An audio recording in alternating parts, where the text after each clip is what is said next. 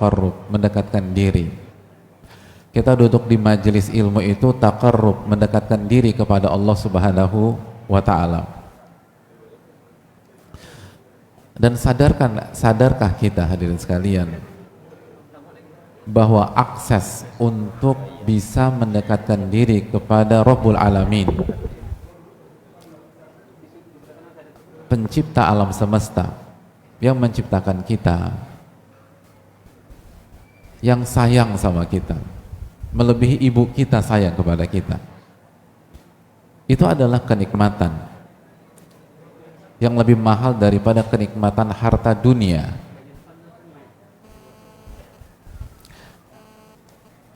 Kenikmatan akses mendekat itu mahal, hadirin.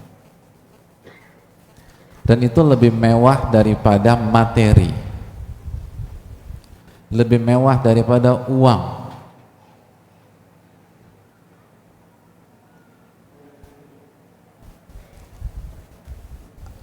Hadirin yang Allah muliakan, apabila hadirin sekalian orang paling kaya di Pekanbaru, misalnya hadirin adalah orang yang paling kaya di Pekanbaru, misalnya, jangan senyum-senyum dulu, misalnya, jadi masih fiksi. Lalu setiap bulan kita infakkan misal 5 miliar untuk sedekah, infak, hadiah, kita bagi-bagi itu. Setiap bulan 5M, setiap bulan 5M, setiap bulan 5M. Dalam 1 tahun itu mungkin ada 1 juta orang menikmati uang kita.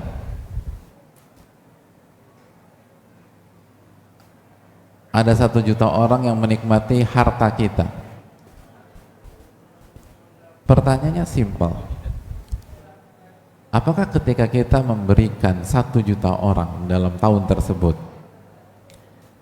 secara otomatis kita kasih akses ke 1 juta orang itu untuk mendekat kepada kita? Semua orang bisa dekati kita? Pertanyaan susah ya hadir. Seberat itu masalah hidup antum. Jadi jawab pertanyaan ini tuh agak berat. Ada 1 juta orang, kita bagi-bagi itu.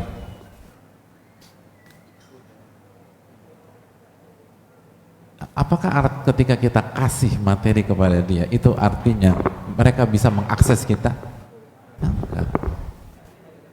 Akses mendekat itu lebih mewah daripada uang,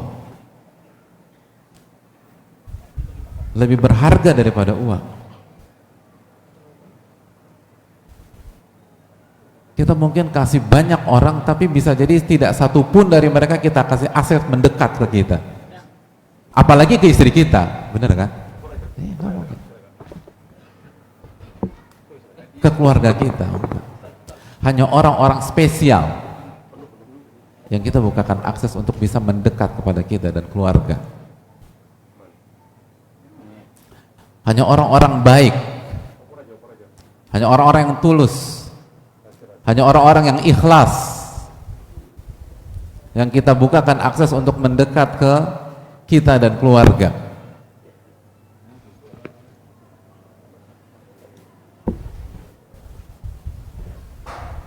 Oleh karena itu, sebuah kesalahan dalam berpikir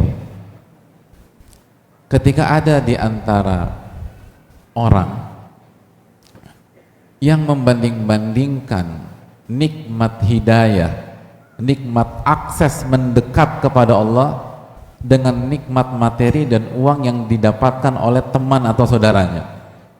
Lalu dia mengatakan, ana udah sholat, udah puasa, udah ke masjid, masih aja seret rizkinya. Tetangga nggak sholat, nggak puasa, kok duitnya banyak? Hadirin, dia dikasih materi sama Allah, tapi nggak dikasih akses untuk mendekat. Sedangkan kita dikasih akses untuk mendekat.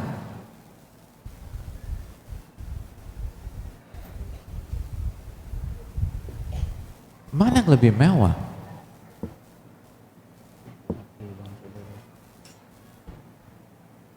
Makanya sebuah kekeliruan ketika ada orang yang hijrah, lalu Allah takdirkan finansialnya atau ekonominya menurun, lalu dia komplain, dia marah, dan dia balik lagi.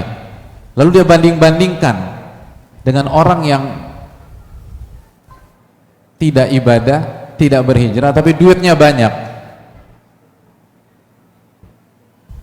Hadirin, mungkin sebelum hijrah uang kita banyak, tapi Allah tidak kasih kita akses untuk mendekat kepadanya.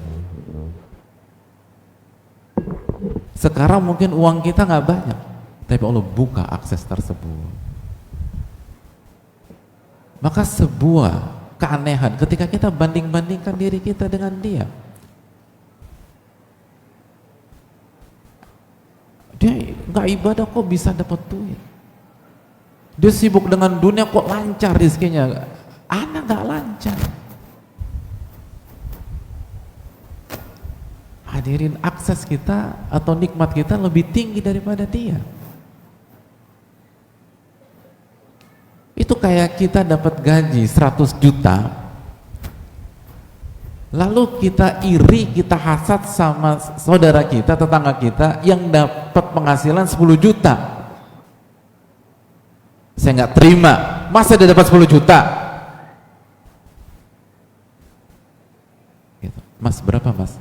100 juta.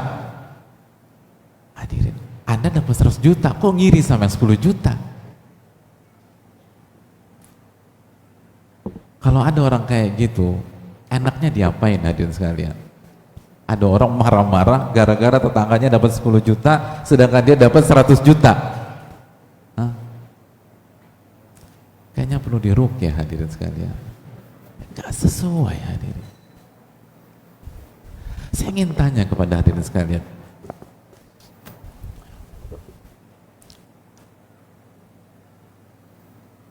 habis dari kajian pulang kemana?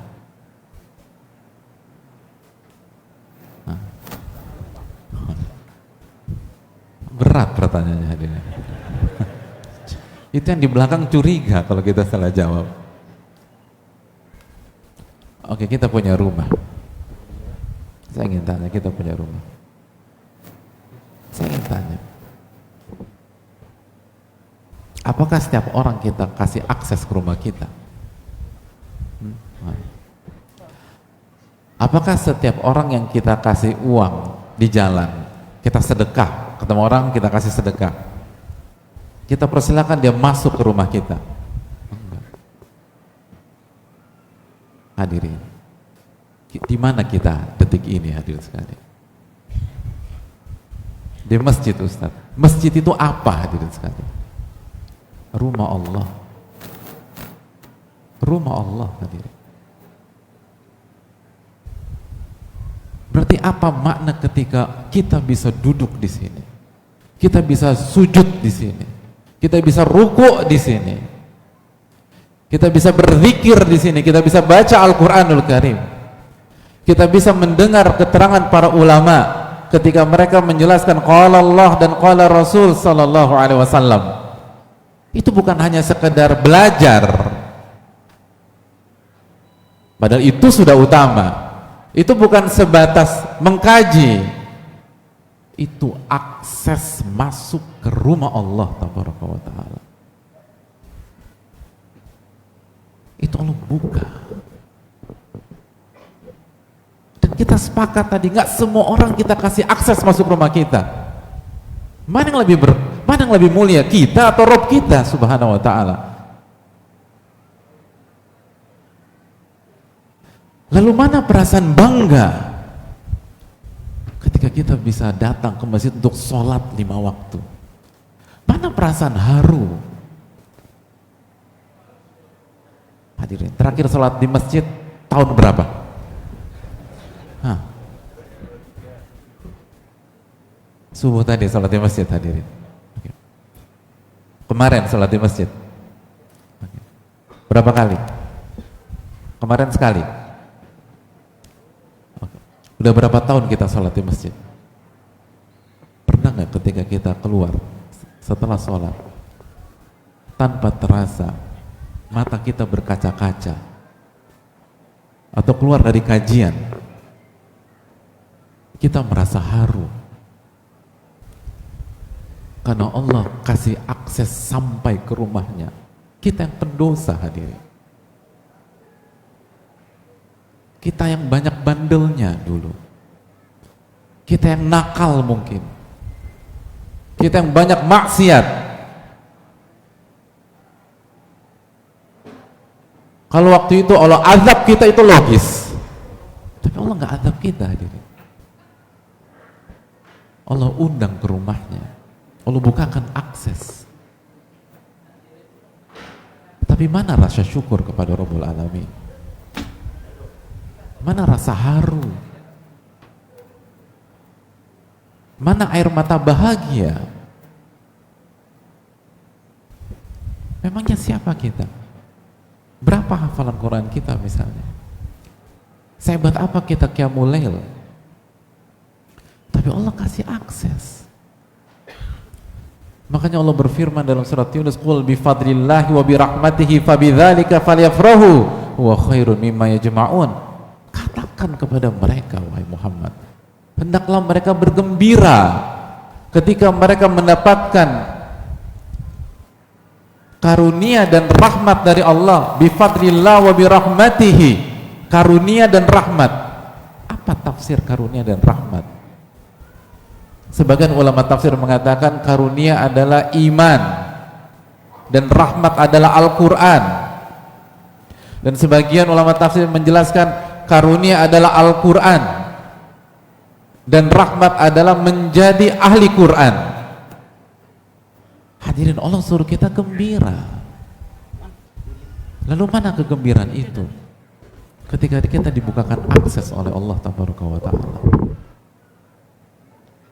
Ini perintah unik, hadirin. Perintah suruh gembira.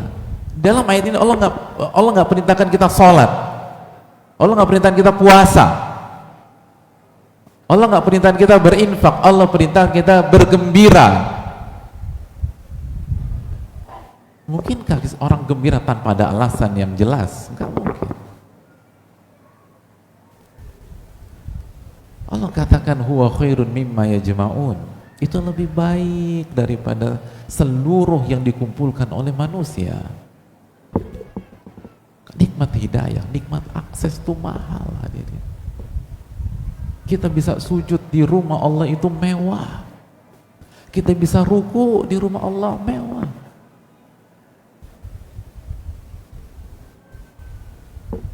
Bertahun-tahun kita datang ke masjid, pernah kita diusir?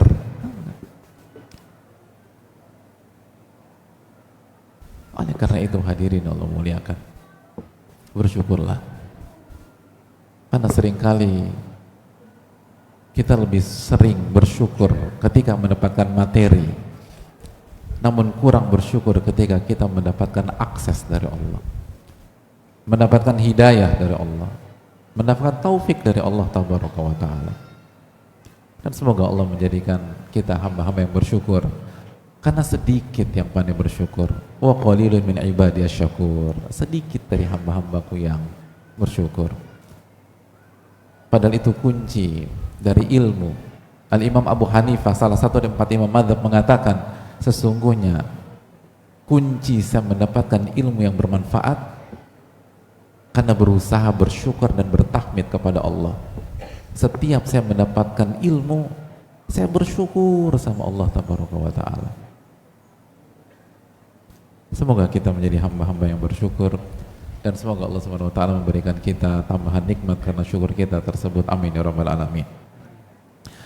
Hadirin Allah muliakan, salawat dan salam semoga senantiasa tercurahkan kepada junjungan kita, Rasul kita Muhammadin alaihi salatu wassalam, beserta para keluarga, para sahabat dan orang-orang yang istiqomah berjalan di bawah naungan sunnah beliau sampai hari kiamat kelak.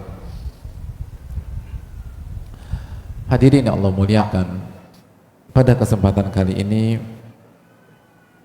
kita akan membahas sebuah risalah yang ditulis oleh Al-Imam Abdurrahman bin Ahmad dari jamaah sekalian. Tawadu, nggak ingin menonjolkan ilmu, masya Allah. Padahal tahu kayaknya.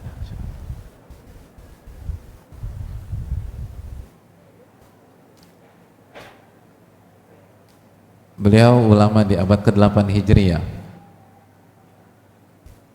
Beliau biasa dikenal dengan Al-Imam Ibnu Rajab Al-Hanbali rahimahullahu ta'ala.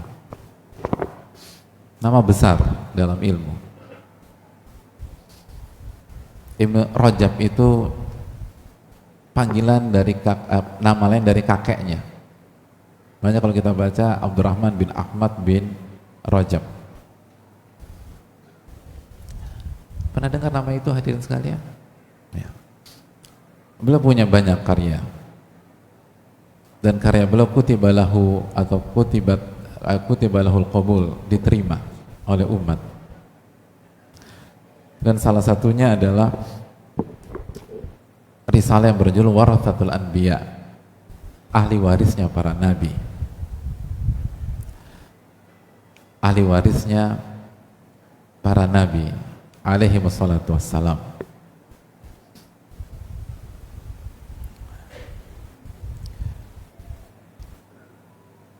Di dalam risalah tersebut beliau membahas tentang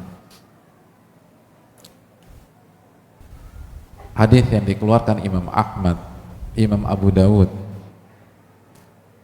Imam Tirmidzi, Imam Ibnu Majah, atau yang biasa dikenal dengan hadis Abu Darda. Ketika ada seseorang datang setelah menempuh perjalanan dari Madinah ke Damaskus untuk bertemu Abu Darda radhiyallahu ta'ala anhu.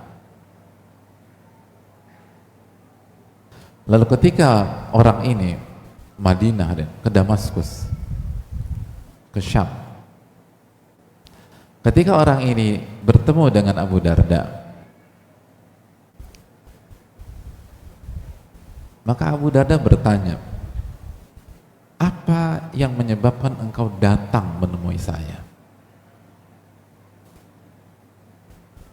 Apa yang membuat engkau datang sejauh ini? Lalu orang itu mengatakan, hadithun balagani annaka tuhadithu an Rasulillahi sallallahu alaihi wasallam. Yang membuat aku datang dari Madinah ke Damaskus adalah hadis. Karena itu alasan yang luar biasa. Itu dan alasan yang tidak umum. Maka ditanya, Abu Darda bukan orang bodoh hadirin. Beliau khabir. Kembali ditanya, ada urusan yang lain atau ada urusan sesuatu? Orang itu qala la, enggak ada, hanya ini. Saya datang hanya untuk ini. Berhenti pembicaraan? Oh, enggak. Abu Darda kembali melanjutkan, ama qadim tali tijarah.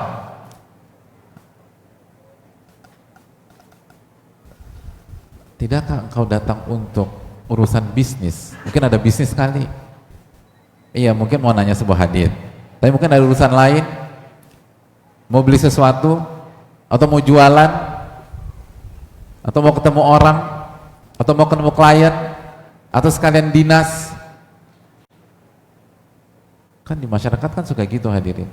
Gitu. Apalagi kalau jago bicara. Gitu. Gitu.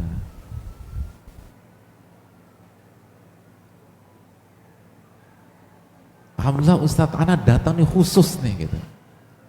Oh khusus ya.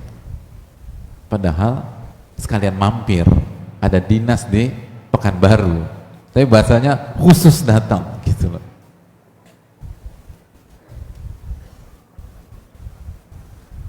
Oh datang khusus, kalau gitu nginep di rumah baru berkelit. Enggak bisa. Nah, akhirnya mentok-mentok, iya saya ada meeting gitu kan. Jadi datang tuh untuk meeting ke Pekanbaru. Tapi bahasanya bagus. Makanya Abu Darda tanya, Anda datang untuk ini ya? Anda datang untuk tijarah? Dan orang ini terus mengatakan, la, qala ma ji'tu illa fi talabi hadzal hadits. Kedatanganku tidak lain tidak bukan kecuali untuk mendapatkan hadis tersebut. Allahu akbar. Gak ada urusan lain, gak ada urusan fulus, gak ada urusan uang, gak ada urusan bisnis, gak ada urusan ketemu klien, gak ada urusan menjenguk atau ziarah kepada sanak famili, gak ada urusan apapun, gak ada urusan perdagangan, semata-mata untuk belajar dan mendapatkan ilmu. Lihat bagaimana generasi terbaik itu berpikir dan berjuang, hadirin. Makanya Ibnu Rajab rahimahullahu ta'ala memberikan catatan, wa kana salafus salih, kata beliau, dan para salafus salih, generasi-generasi terbaik, ulama-ulama klasik kita, liquwati raghbatihim fil ilmi wad din wal khairi yartahilu ahadukum ila baladin ba'id li talabi hadithin wahid yablughuhu anin nabi sallallahu alaihi wasallam. Dulu para salafus saleh dengan segala kekuatan tekad mereka, kekuatan cinta mereka terhadap ilmu dan cinta mereka terhadap agama dan cinta mereka terhadap kebaikan, mereka rela melakukan safar, perjalanan jauh, menyeberangi lautan, menghadapi Sahara, semata-mata untuk mendapatkan satu hadis yang mereka dengar dari Rasulullah sallallahu alaihi wasallam. Satu hadis, kata Ibnu Rajab. Dan itu benar. Bukankah Al-Khatib Al-Baghdadi punya buku khusus dalam rangka menjelaskan siapa-siapa saja ulama yang melakukan safar, perjalanan jauh hanya untuk mendapatkan satu hadis Nabi kita sallallahu alaihi wasallam? Bukankah Abu Ayyub Al-Ansari, beliau berangkat dari Madinah ke Mesir untuk menemui salah satu sahabat Rasulullah SAW hanya untuk mendengar sebuah hadis dari Nabi SAW. Madinah ke Mesir, hadirin. Madinah, Timur Tengah, Mesir, Afrika, hanya untuk dengar satu hadis Nabi SAW. Bukankah Jabir bin Abdullah, walaupun sudah sering mendengar hadis-hadis Nabi SAW, tetap melakukan perjalanan 1 bulan penuh untuk mendengar hadis Nabi SAW. Dan begitulah seterusnya. Dan bukankah Nabi Musa alaihi salam,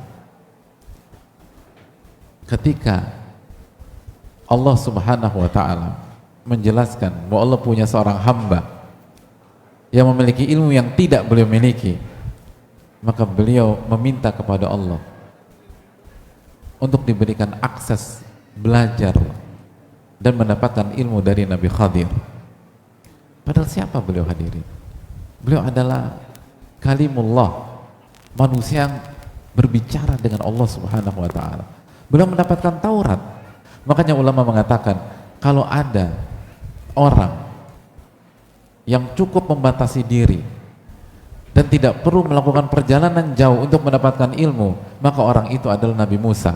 Tapi begitu Nabi Musa melakukan perjalanan ilmiah, maka ini menunjukkan bahwa salah satu budaya dan salah satu amalan yang dilakukan oleh para ulama, para penuntut ilmu adalah melakukan perjalanan menuju kota lain atau negeri lain dalam rangka menuntut ilmu agama. Dalam rangka menuntut ilmu agama. Dan ingatlah apa yang dikatakan oleh Nabi Musa alaihissalam dalam surat Al-Kahfi, wa idh qala Musa li fatah. Dan ingatlah ketika Nabi Musa menyampaikan kepada Yusha bin Nun, muridnya, la abrahu hatta ablugha majma'al bahraini aw amdiya hukuba. Aku nggak akan berhenti untuk mengejar Nabi Khadir, untuk bisa dapat ilmu dari beliau, walaupun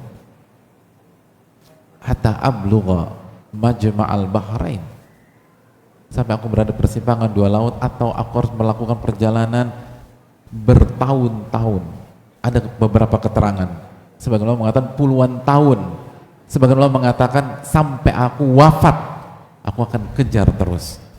Hadirin yang Allah muliakan, Abdullah bin Mas'ud pernah menyampaikan, wallahi, demi Allah, alladzi la ilaha ghairuhu, demi Allah yang tidak ada ilah yang berhak diibadahi selainnya, ma unzilat suratun min kitabillah, tidak ada satupun surat di dalam Al-Quranul Karim illa wa ana a'lam aina unzilat, kecuali aku tahu aina unzilat, di mana surat itu turun. Wala unzilat ayatu min kitabillah, dan tidak satupun ayat dari Al-Quran illa wa ana a'lamu fima unzilat, apa konteks ayat itu turun. Walau a'lamu ahadan a'lama minni. Jadi hadirin, kata Abdullah bin Mas'ud, tidak ada satupun surat kecuali saya tahu aina unzilat, di mana ayat itu turun. Dan tidak ada satupun ayat yang turun kecuali aku tahu apa maknanya, apa konteksnya, dan apa pembahasannya.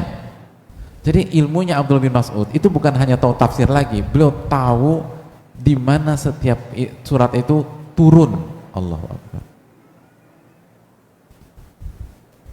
Di mana setiap surat itu turun. Apakah cukup? Mari kita simak berikutnya. Kata beliau, walau a'lamu ahadan a'lama minni bi kitabillah tuballighuhul ibil la raqibtu ilai. Kata Ibnu Mas'ud, kalau saja aku tahu ada seseorang yang lebih alim dariku tentang Al-Quran, dan aku bisa mengakses dia, aku bisa menemui dia dengan seekor unta, maka aku akan kejar orang tersebut. Allahu Akbar. Hadirin yang Allah muliakan,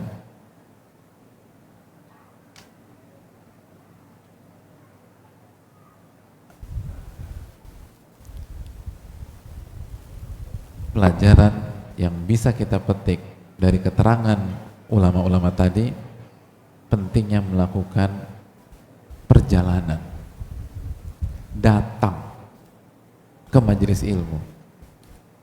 Dan bahkan para ulama bukan hanya datang ke majelis, tapi mereka melakukan perjalanan, dan bukan tahu 1 bulan untuk mendapatkan satu hadis Nabi kita Shallallahu Alaihi Wasallam. Pertanyaannya gak usah di level mereka, tapi pertanyaannya, sudahkah kita memanfaatkan majelis-majelis ilmu di kota kita ini yang diasuh oleh ustadz-ustadz kita dengan maksimal? Apakah kita hadir? Apakah kita datang? Allah kasih nikmat besar buat hadirin sekalian. Ada banyaknya guru di sini, ada banyaknya ustadz di sini, ada banyaknya sosok-sosok yang mendermakan waktu, tenaga, energi untuk mendidik, untuk mengajarkan umat dan masyarakat. Sudahkah kita hadir? Sudahkah kita duduk bersimpuh? Sebelum kita bicara perjalanan 1 bulan, karena kalau kita nggak bisa memanfaatkan yang ada di kota kita, bagaimana kita bisa datang ke kota lain? Kecuali sekedar mampir karena ada urusan bisnis atau dinas. Tapi khusus, mari mulai di majelis-majelis ilmu di kota kita, di daerah kita, manfaatkan baik-baik. Dan khususnya kajian rutin, hadirin, khususnya kajian rutin. Ingat kaidah besar para ulama, catat baik-baik kaidah. Man thabatan nabat, barang siapa yang konsisten di satu titik, dia akan tumbuh. Itu kaidah kehidupan. Man thabata nabat, barang siapa yang fokus di satu titik, dia akan tumbuh. Kalau kita punya benih unggul, benih terbaik di Indonesia, lalu kita masukkan atau kita tanam di sebuah titik, kita punya lahan, kita punya tanah, masukkan ke satu titik, baru seminggu kita buka lagi, kita ambil, kita pindahkan ke titik sebelah kiri, kita tanam lagi, baru seminggu kita buka lagi, kita pindahkan ke titik sebelah depannya, lalu kita tanam lagi, lalu satu minggu kita buka, kita pindahkan ke titik yang lain. Kira-kira tumbuh apa nggak hadirin? Gak mungkin tumbuh. Kenapa? Karena nggak konsisten. Begitu juga dengan ilmu, begitu juga dengan takwa, begitu juga dengan iman. Kalau kita mau tumbuh, konsisten di satu titik. Man tsabata nabat, barang siapa yang konsisten di satu titik, dia akan tumbuh. Adapun loncat sana, loncat sini, pergi ke sana, pergi ke sini, dan kita tidak punya majelis rutin di mana kita belajar, kita nggak akan tumbuh. Maka hadirin sekalian, hadir ke majelis itu penting. Hidupkan sebagaimana para ulama kita melakukan rihlah 1 bulan penuh hanya untuk satu hadis. Hadirin sekalian, kalau kita ada di majelis ini, kalau kita datang ke sebuah kajian, kita dapat berapa hadis hadirin? Bayangkan. Ada 10 hadis, ada 15. Oke, perjalanan dari rumah ke sini berapa bulan perjalanan? Dari rumah ke sini. Masya Allah. Yang paling jauh di sini siapa sih coba? Yang paling jauh? Nggak ada. Semua orang dekat semua. Ini satu RT semua di sini nih. Oh, Masya Allah. Dari mana, Pak? Oh, Jambi. Jambi ke sini berapa menit? Sebulan? Oke. Ada yang lebih jauh dari Jambi? Nggak ada. Nggak ada.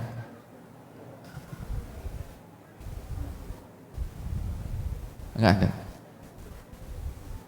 Ya saya sih. Saya dari Jakarta.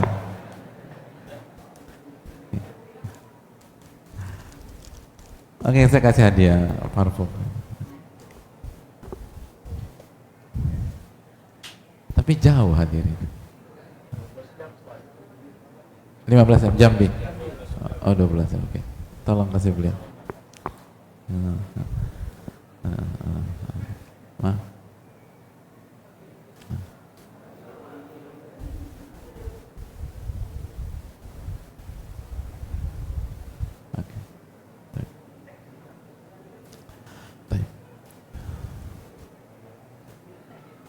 Udah dapat? Udah dicek? Masih 3 mili nggak tuh? Ini panjang loh itu. Ini jangan udah tinggal 1,5 mili lagi. Oh, dari sini 3 mili tadi, insya Allah. Baik. Hadirin penting. Nah, mungkin ada yang bertanya, dan ini poin yang ingin saya tekankan juga. Sekarang kan udah ada online, Ustaz. Kan simpel. Ngapain capek-capek? Kalau dulu benar, Ustaz. Kalau sekarang enggak. Jangankan untuk mendapatkan satu hadis. Hari ini kita mendapatkan 1000 hadis. Itu modalnya cuma apa? Jempol. Sama wifi gratisan. Bukan hanya 1, bukan hanya 2, bukan hanya 3, ribuan hadis.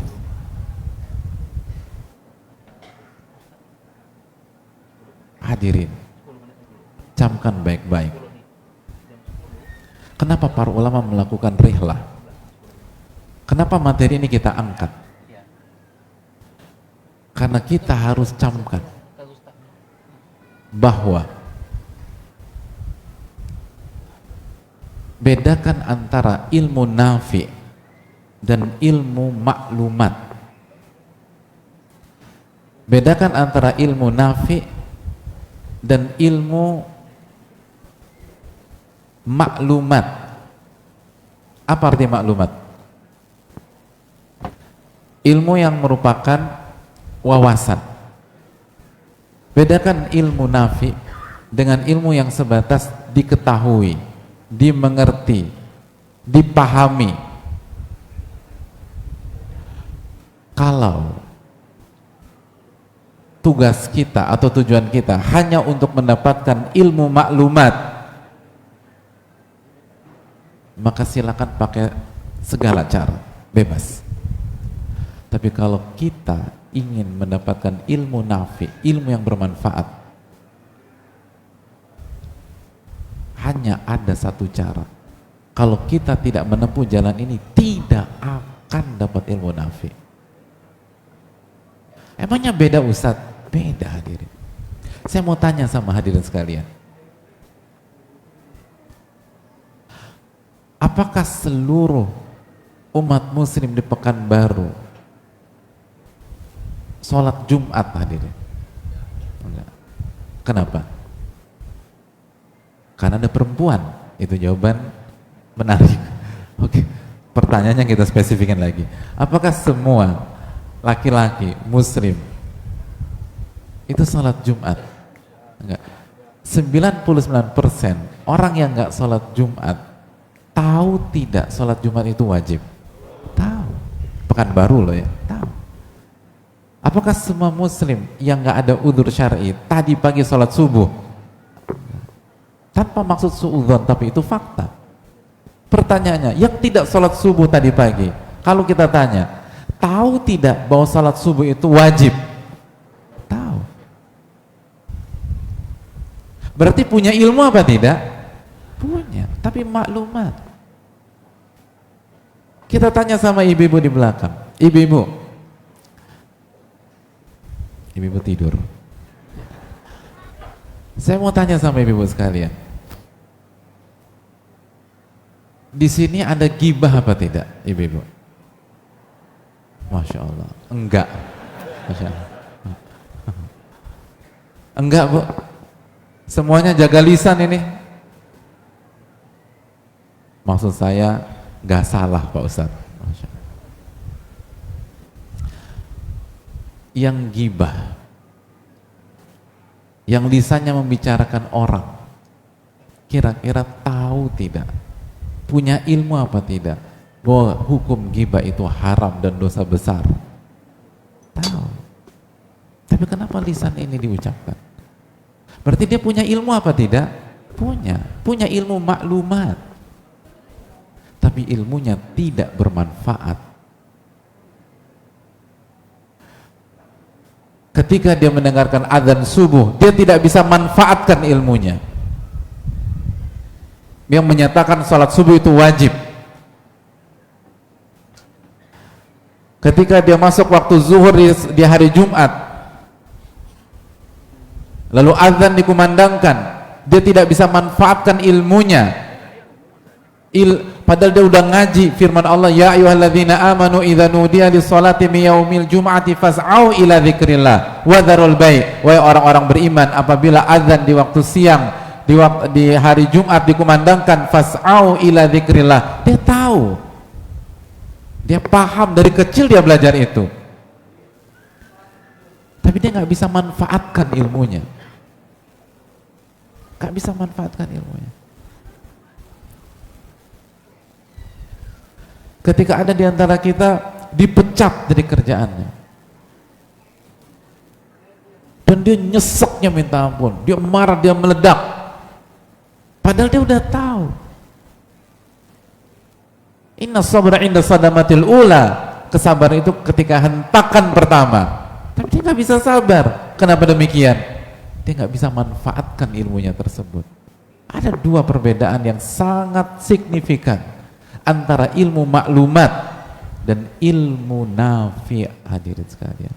Dan ini yang sering dilupakan oleh banyak orang, termasuk sebagian yang ngaji. Mereka berpikir hanya sekedar tahu dia akan bahagia, hanya sekedar tahu hidupnya akan berubah. Oh enggak, hadirin sekalian. Untuk bisa mendapatkan ilmu nafi', kita harus melakukan satu hal yang dijelaskan oleh para ulama. sebagaimana dijelaskan oleh Syekh Saleh dan lain sebagainya. Apa itu hadirin? Ta'zimul ilm, memuliakan ilmu. Apa? Memuliakan ilmu. Bukan hanya belajar, tapi harus memuliakan. Berarti belajar nggak penting Ustadz? Belajar bagian dari memuliakan, tapi bukan memuliakan secara utuh. Ada beberapa hal yang harus kita lakukan. Memuliakan. Memuliakan ilmu hal yang sangat penting. Kaidah ulama mengatakan, man la yukrimul ilma la yukrimul ilmu. Barang siapa yang tidak memuliakan ilmu, Allah tidak akan muliakan dia dengan ilmunya. Tidak akan dimuliakan. Walaupun dia ngerti. Walaupun dia ngerti. Walaupun dia hafal. Ibnul Hajj dalam kitabnya Al-Madkhal, salah satu nama besar, beliau mengatakan, wa ma'lumun anna ba'dal mutakabbirin yahfadzul Qur'an. Sebuah fakta yang telah kita ketahui bersama, sebagian orang-orang sombong itu juga hafal Al-Qur'an. Walakinnahum muni'u faidatahu. Tapi mereka tidak bisa memanfaatkan hafalannya. Fil fahm wal amal. Sebagian nggak paham dan sebagian tidak bisa mengamalkan. Wa dzaka huwal matlub. Padahal itu inti dari hafalannya tersebut. Itu kata para ulama. Dan masih segar dalam ingatan kita. Apa sabda Nabi SAW tentang orang munafik? Nabi kita alaihi salatu wasallam bersabda, aktsaru munafiki ummati qurra'uha. Orang-orang munafik terbanyak di tengah-tengah umatku berasal dari qori-qorinya, hadirin. Qori-qorinya. Dan ada beberapa keterangan para ulama. Orang yang hobi baca, orang yang berinteraksi dengan ilmu, tapi ilmunya tidak bermanfaat. Dan perlu kita ingat, kalau kita dengar hadis atau dalil seperti di atas, itu kita gunakan untuk mengevaluasi diri, bukan kita tembakkan ke saudara kita. Sebagaimana dijelaskan oleh Ibn Abdul Bar dan lain-lain, kunna nata'allamu li anfusina. Kita ini belajar untuk diri kita dan memperbaiki diri kita, bukan untuk nyerang orang lain. Bisa dimengerti nggak hadirin? Jangan salah paham. Ketika kita dengar hadis aktaru munafik ummati qurra'uha, orang munafik yang paling banyak di tengah-tengah umatku berasal dari qori-qorinya. Kita dapat itu di kajian siang. Maghrib sholat berjamaah, jadi makmum. Imamnya bahasanya enak banget, qori dia ini. Pas salam, assalamualaikum, assalamualaikum, munafik dia, masya Allah. Ana baru belajar tadi siang, percuma suara bagus, percuma hafalan, udah pindah masjid. Subhanallah.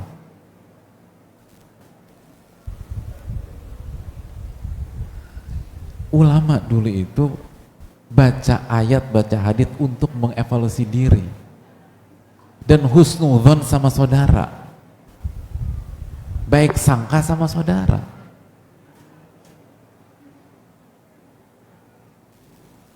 Kita perlu untuk mengevaluasi diri kita. Sekali lagi hadirin, carilah ilmu nafi. Dan ilmu nafi tidak cukup hanya sekedar diketahui, kita buktikan dengan diri kita. Hadirin, pernah dengar hadits la taghdab walakal jannah, jangan marah, niscaya bagimu, masya Allah. Berarti udah tahu dong. Oke, saya mau tanya sekarang, terakhir marah tahun berapa? Terakhir marah?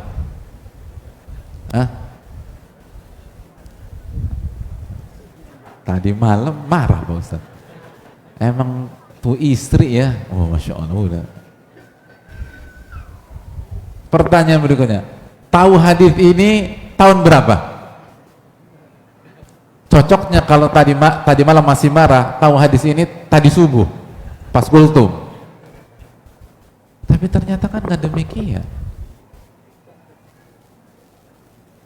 Berarti kita udah punya ilmu secara maklumat atau belum? Udah, tapi nggak bermanfaat. Hadis itu nggak ada manfaatnya bagi kita. Pada saat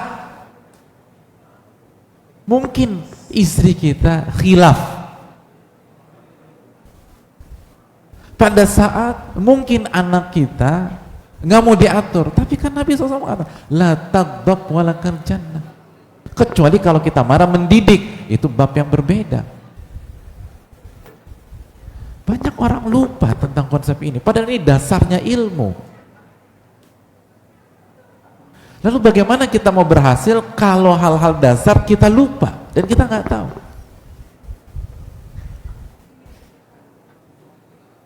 Makanya hadirin Allah muliakan,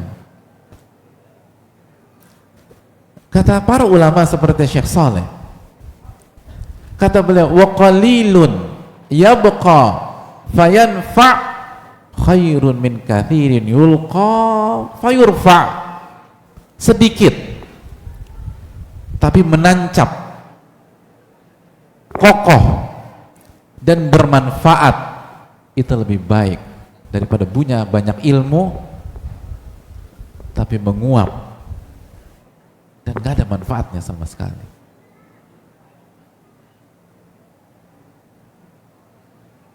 Hadirin ya Allah muliakan,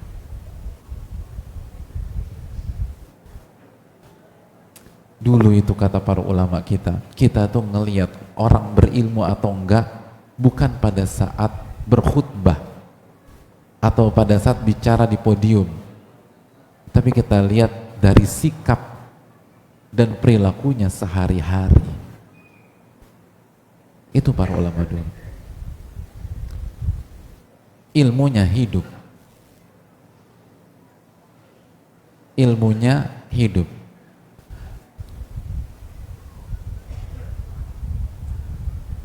Dulu itu banyak orang-orang lalai, pelaku maksiat itu dapat hidayah bukan dengan lisan ahli ilmu, tapi dengan sikap dan perangai mereka. Apa kata Al-Imam Al-Ajuri rahimahullah tentang orang yang punya ilmu? Kata Al-Imam Al-Ajuri, majalisuhum tuqayyidul hikmah. Majelis-majelis mereka, ketika mereka ngumpul, ketika mereka belajar, ketika mereka bersama, itu akan terikat untayan-untayan hikmah. Wa bi'amalihim yanzajiru ahlul ghaflah, dan melalui amal, perbuatan, sikap dan attitude mereka, itu orang-orang lalai sadar.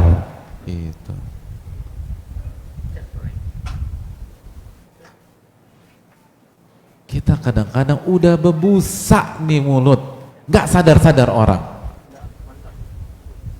Tapi bisa jadi bukan orangnya yang bebel, bukan. Ngerti bebel nggak sih di sini? Oh tahu juga ya, masya Allah, alhamdulillah. Satu rumpun kita ini. Jangan gampang salahkan orang. Jangan-jangan cara kita yang salah. Kita yang nggak bisa jadi teladan. Ulama dulu mengatakan betapa banyak orang ucapannya, ceramahnya, kajiannya didustakan bukan oleh musuhnya, tapi oleh perbuatan, sikap dan keseharian dia sendiri.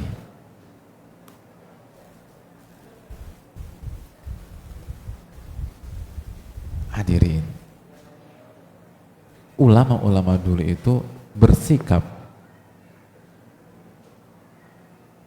itu orang dapat manfaat karena ilmunya bermanfaat, berkah.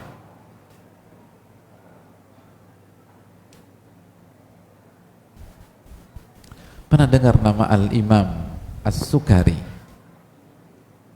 Al-Imam As-Sukari pernah dengar? yang belajar bahasa Arab. Apa arti Al-Imam As-Sukari? As-Sukari, gula.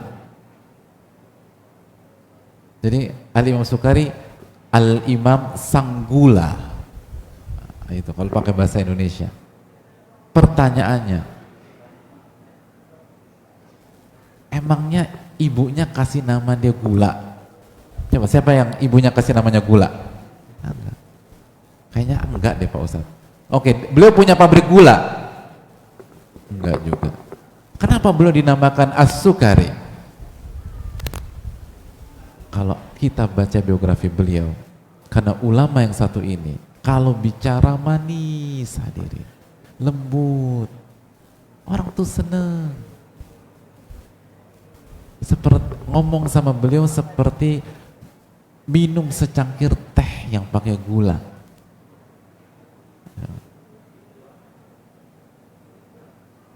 Makanya dinamakan As-Sukari. Dan coba evaluasi diri kita.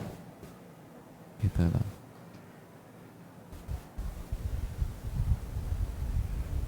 Sudah lembutkah kita?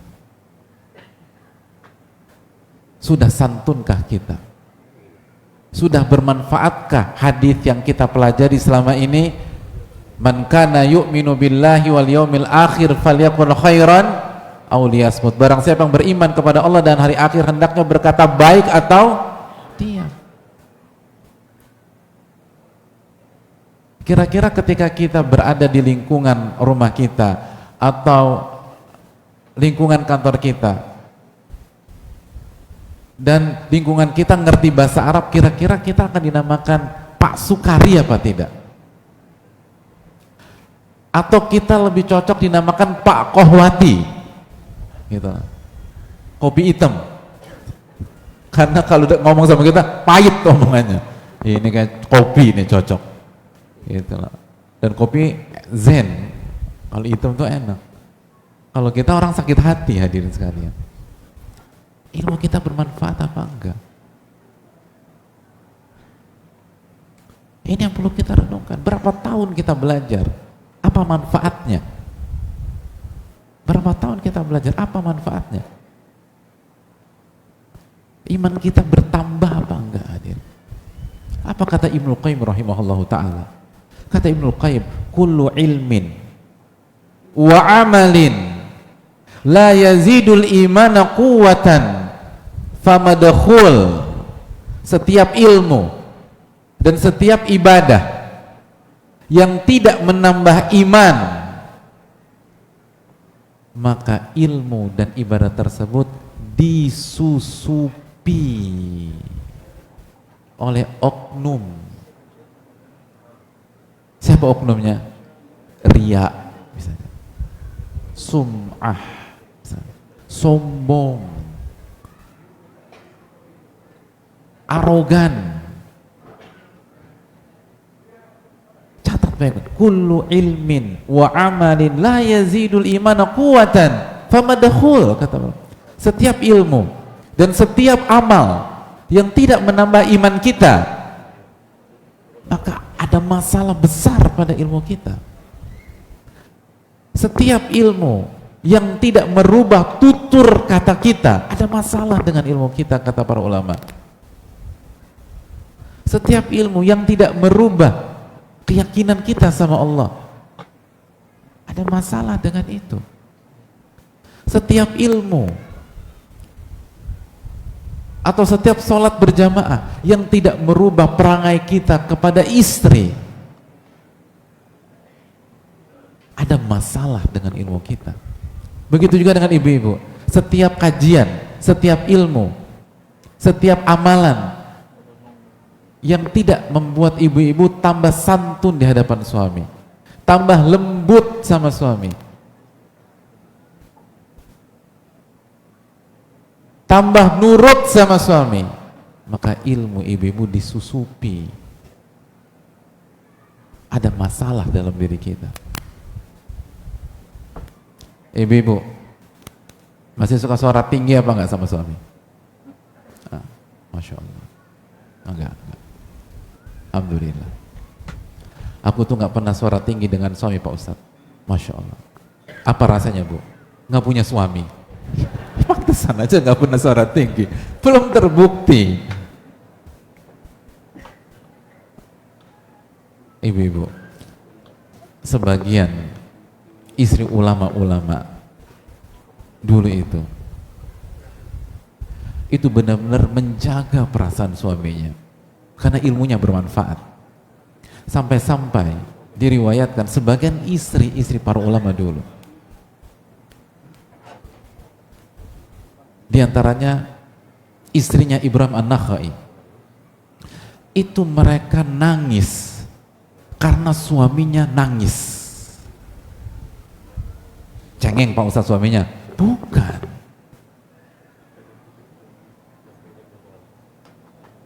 Ketika suaminya misalnya meneteskan air mata karena takut kepada Allah, ingat dosa, lalu dilihat oleh istrinya, itu istrinya ikut nangis. Suaminya nanya, loh kok kamu nangis?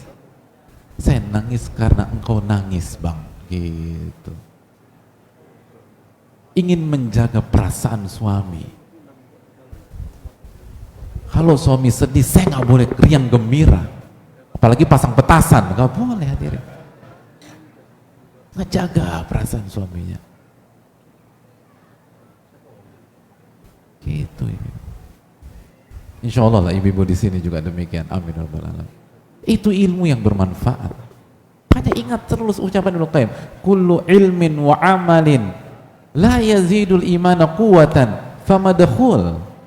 Setiap ilmu dan amal yang nggak menambah iman, ada penyusup dalam diri kita, ada penyusup dalam hati kita. Coba evaluasi, kita ngaji udah berapa tahun, iman kita nambah apa enggak? Dan ingat, iman Ahlus Sunnah wal Jamaah, iman i'tiqadun wa qaulun bil lisan dan amalun bil arkan, bukan hanya klaim, tapi amal kita berubah apa tidak, sikap kita berubah apa tidak. Itu yang perlu kita camkan. Hadirin yang semoga Allah muliakan,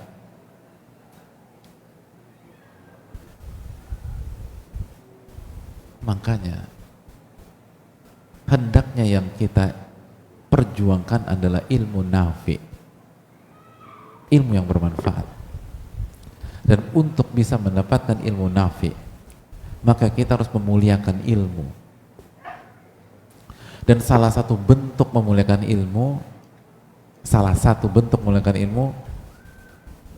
para ulama melakukan rihlah dan safar untuk menuntut ilmu.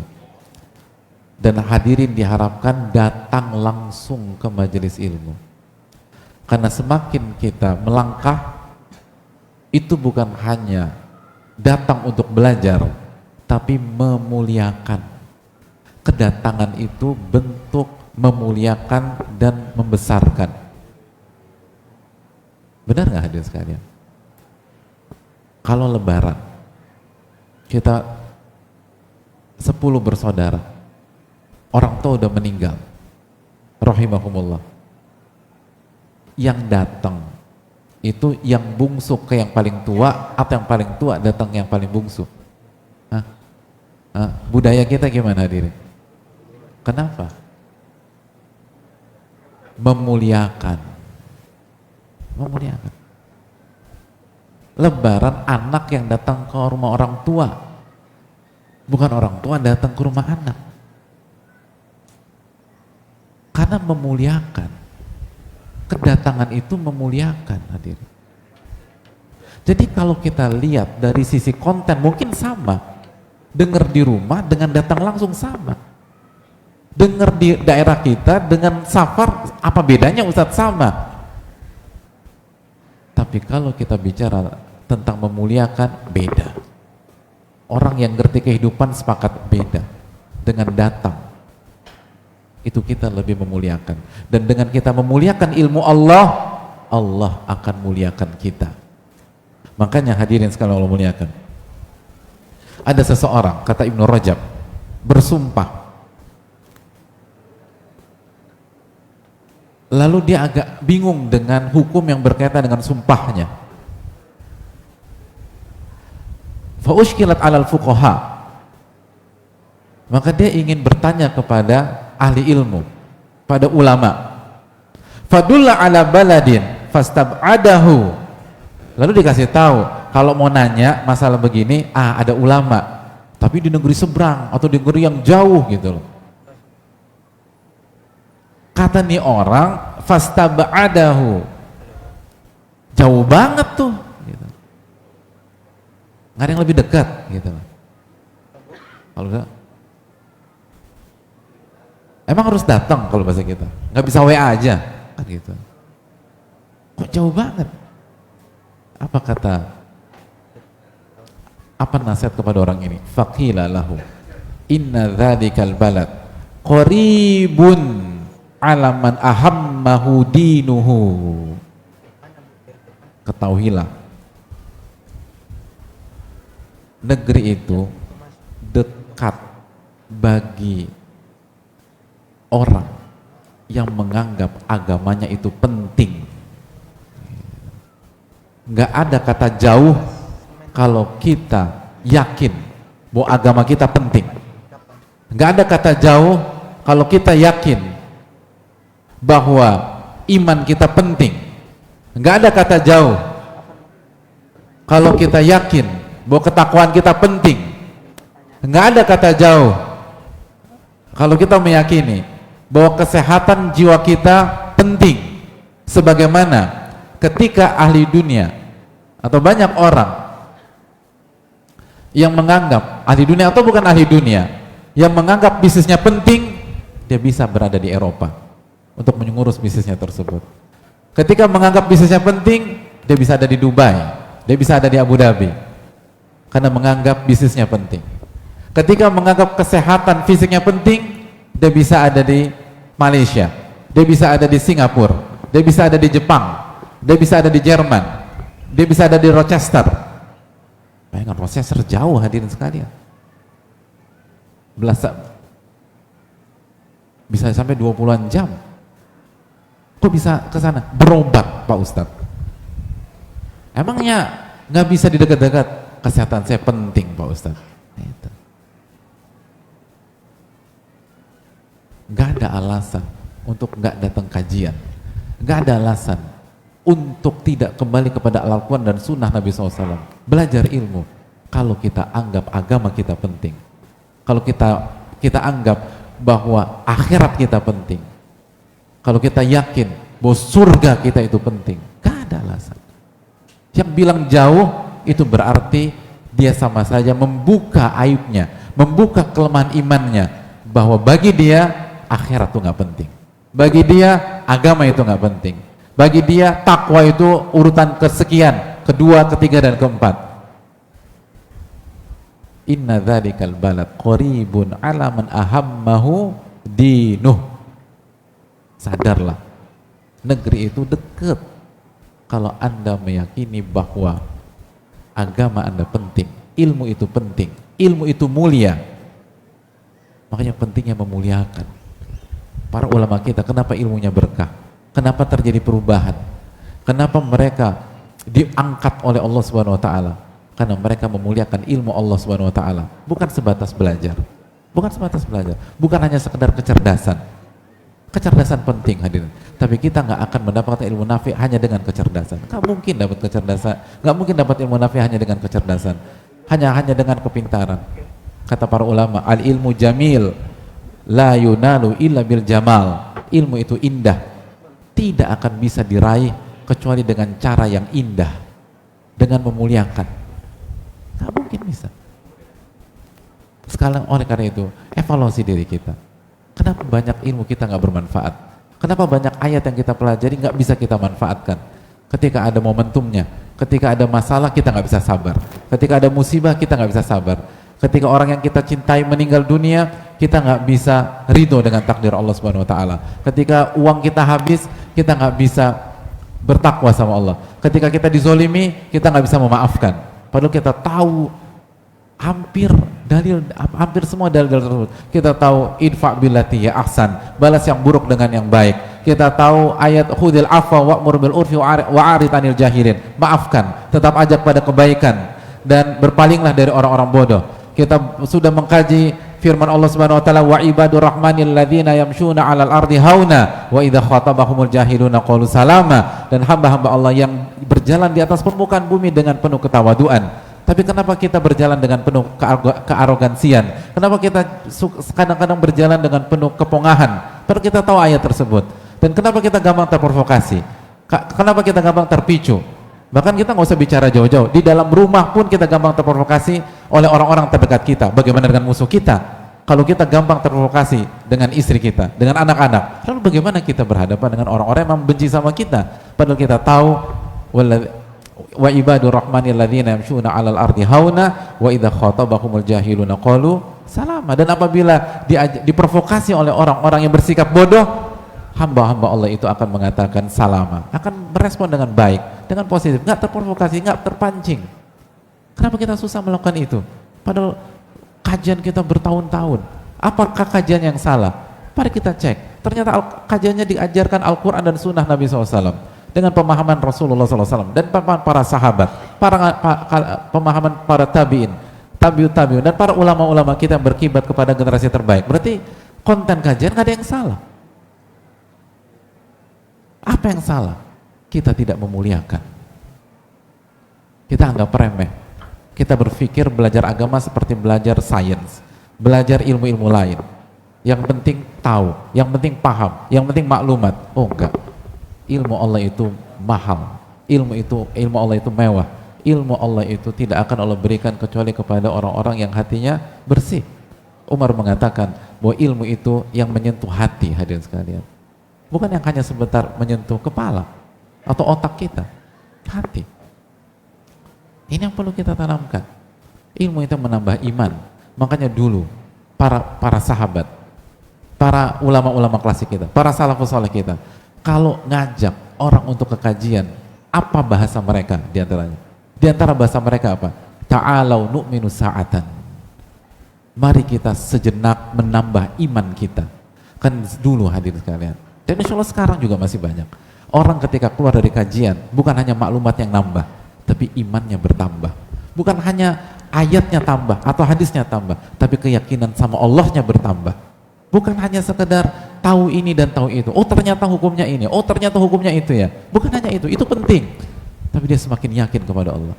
Dia semakin yakin dengan kampung akhiratnya. Dia akan dihisap oleh Rabbul Alamin. Makanya kata Imam Ahmad adalah al-ilmu khasyah. Ilmu itu rasa takut kepada Allah Subhanahu wa taala. Bukan, itulah yang dikatakan para ulama kita, laisal ilmu bi kathratil riwayat wa innamal ilmu khasyah. Ilmu itu bukan banyak meriwayatkan. Ilmu itu bukan sebatas banyak retorika, tapi ilmu rasa takut kepada Allah Tabaraka wa taala. Ibnu Qudamah rahimahullah taala mengatakan, al-ilmu ibadatul qalbi. Ilmu itu adalah ibadah hati. Sudahkah kita libatkan hati kita di majelis-majelis ilmu? Sudahkah kita libatkan hati kita pada saat kita mendengar? Sudahkah kita libatkan hati kita pada saat kita membaca Al-Quran? Sudahkah kita melibatkan hati kita pada saat kita mendengar kajian atau ceramah? Sudahkah kita libatkan hati kita ketika kita membaca sebuah kalimat-kalimat para ulama? Al-ilmu ibadatul qalbi. Ilmu itu adalah ibadah hati. Ilmu ibadah hati, hadirin sekalian. Ilmu itu ibadah hati. Dan kita nggak akan bisa mendapatkan itu kecuali dengan memuliakan. Maka muliakanlah ilmu. Itu mengapa mereka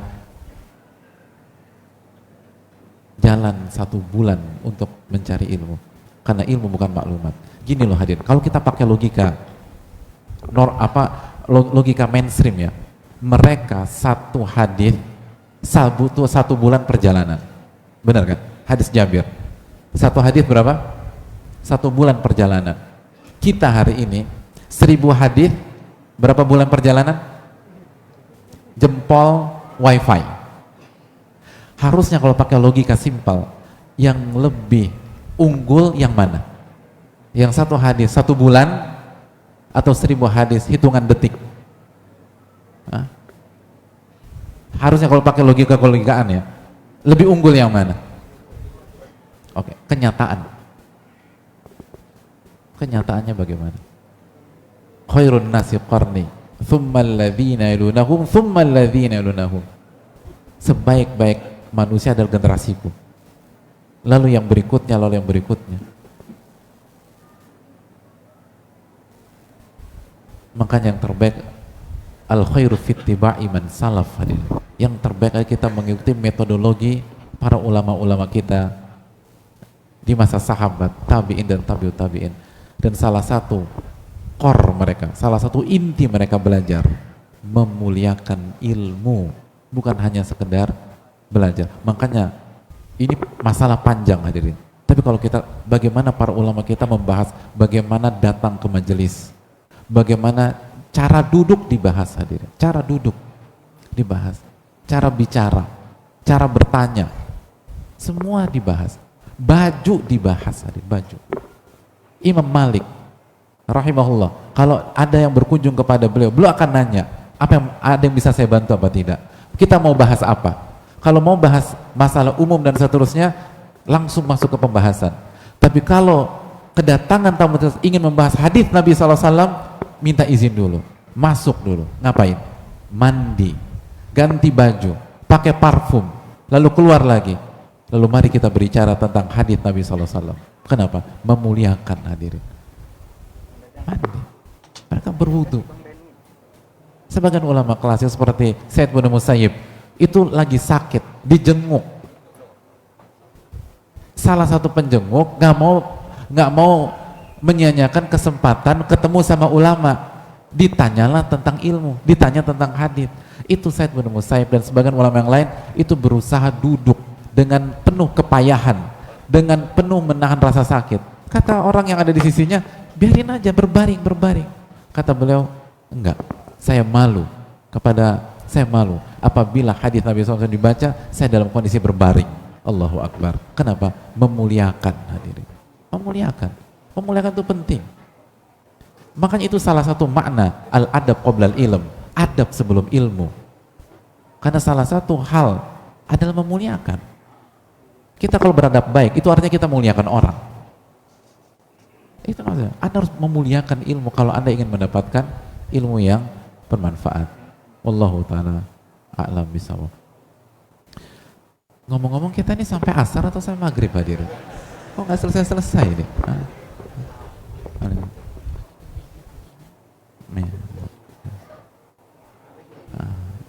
Gimana?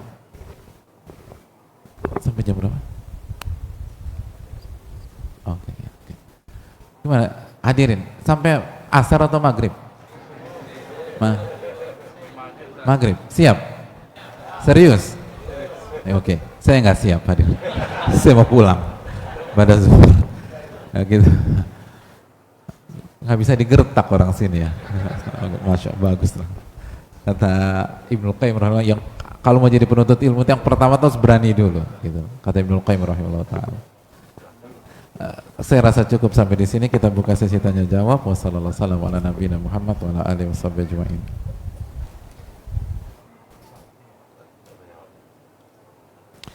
Assalamualaikum warahmatullahi wabarakatuh. Waalaikumsalam warahmatullahi wabarakatuh. Semoga Allah Subhanahu wa taala merahmati Ustadz, keluarga, semoga Allah merahmati para ulama kita dan kaum muslimin semuanya, amin ya rabbal alamin. Izin bertanya Ustadz, bagaimana caranya agar Ramadan tahun ini berbeda dengan Ramadan sebelumnya? Terlebih lagi Ramadan belakangan ini terasa cepat menurut saya. Jazakallahu khairan Ustaz. Terima kasih atas pertanyaannya. Hadirin yang Allah muliakan,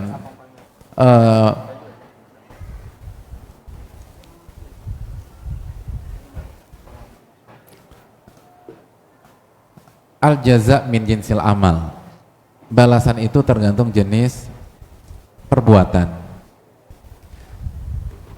Kalau kita bersikap serius, memuliakan, maka kita akan dapat hal yang sama. Kita akan dimuliakan. Ulama mengatakan kamatadinu tudan, sebagaimana Anda bersikap, Anda akan disikapi dengan cara yang sama. Dalam dunia pergaulan saya, kalau kita hormati orang, orang akan hormati kita. Dunia pergaulan. Kita olok-olok orang, kita akan dibully dan diolok-olok orang. Itu kaidah. Kalau kita ingin dimuliakan oleh Allah di Ramadan, maka muliakanlah Allah Subhanahu wa taala dan muliakanlah syiar-syiar Allah, dan salah satunya Ramadan. Dan salah satu bentuk memuliakan Ramadan adalah dengan persiapan. Sebaliknya, ketika kita tidak persiapan untuk Ramadan itu sama saja meremehkan. Makanya pada saat dulu waktu kita sekolah, kita nggak belajar ketika ujian, nasihat guru-guru kita dan orang-orang tua kita apa? Jangan ngeremehin, nah nanti kamu kena batunya. Jadi tidak persiapan itu salah satu bentuk meremehkan. Kenapa para ulama kita begitu tampil luar biasa di Ramadan, tampil spektakuler di Ramadan? Mereka bisa 3 hari khatam, 3 hari khatam, 3 hari khatam, 3 hari khatam. Al-Imam Asy-Syafi'i rahimahullahu ta'ala 2 kali khatam per hari. Utsman bin Affan setiap 1 malam khatam, setiap 1 malam khatam. Mereka memuliakan. Dan salah satu bentuk mereka memuliakan, mereka persiapan. Bukan H-15, bukan H-20 hari, tapi H-6. 6 apa? 6 bulan. Sebagaimana dikatakan Ibnu Fadl, kanu yada'unallaha sittata asyurin an yuballighahum Ramadan. Mereka sudah start persiapan dan berdoa, meminta, beristi'anah kepada Allah 6 bulan sebelum Ramadan agar Allah pertemukan mereka dengan Ramadan. 6 bulan. 6 bulan. Dan begitu masuk Sya'ban, oh mereka totalitas hadirin. Makanya salah satu narasi di bulan Sya'ban seperti disampaikan oleh Al-Imam Habib Salamah, lalu juga dikatakan oleh Al-Imam Ibnu Rajab, Syahrul Sya'ban Syahrul Qurra. Bulan Sya'ban adalah bulannya pembaca Al-Quran. Loh, bukannya Ramadan bulan Al-Quran? Iya, Ramadan bulan Al-Quran, tapi para pembaca Al-Quran sudah start dari bulan Sya'ban sebagaimana ajang pemanasan untuk memasuki Ramadan. Makanya nggak heran begitu hari pertama mereka udah panas hadirin. Al-Mulai rahimahullahu ta'ala itu begitu masuk Sya'ban beliau tutup toko beliau, libur, tutup toko, dan beliau baru buka Syawal. 2 bulan tutup toko gitu. 2 bulan tutup toko gitu. Yang nggak bisa disamakan sama kita hadirin. Padahal saya ingin tanya, omset paling besar itu di bulan apa hadirin? Coba jujur, siapa yang pedagang-pedagang nih? Ramadan. Itu ulama tutup toko di Ramadan. Dan bukan berarti harus diikuti mentah-mentah, enggak. Setiap orang beda hadirin. Setiap orang berbeda. Qul kullun ya'malu ala syakilati, kata Allah Subhanahu wa taala dalam surat Al-Isra. Katakanlah setiap orang beramal sesuai dengan kotaknya masing-masing. Jadi tapi ambil benang merahnya, ambil wisdomnya gitu loh. Ambil pesannya. Kita harus melakukan persiapan semampu kita sesuai dengan kondisi kita masing-masing. Karena nggak semua orang bisa digitukan. Ada orang tutup toko mati dia sama keluarganya, nggak, apalagi ada yang upah harian gitu. Nggak ada makanan dan seterusnya. Jadi oleh karena itu kita hendaknya beramal sesuai dengan masing-masing. Tapi fokuslah di Sya'ban. Fokuslah di Sya'ban. Dan ulama mengatakan seperti yang dijelaskan Ibnu Rajab rahimahullah, salah satu hikmah kenapa Nabi SAW memperbanyak puasa di bulan Sya'ban sebagai pemanasan masuk ke Ramadan. Sebagai pemanasan masuk ke Ramadan. Kana yasumu Sya'bana ila qalila. Nabi SAW berpuasa di bulan Sya'ban kecuali di beberapa hari saja yang beliau kosongkan. Oleh karena itu kalau kita ingin memaksimalkan Ramadan tahun ini, maka maksimalkan. Dan hadirin Allah muliakan, saya ingin tanya sama jamaah sekalian. Siapa yang newbie di Ramadan? Siapa yang Ramadannya ini Ramadan pertama? Ada nggak? Nggak ada ya? Berarti saya berhadapan dengan orang-orang yang punya sepak terjang di Ramadan tuh puluhan tahun gitu. Udah berapa puluh tahun kita dengan bersama ketemu Ramadan hadirin? Nah, berapa puluh tahun? Atau udah berapa kali ketemu Ramadan? Nah, berapa? Masya Allah, Masya Allah. Jawabannya diplomasi ya. Karena kalau jawaban tegas keungkap nanti umurnya. Jadi hadirin Allah muliakan,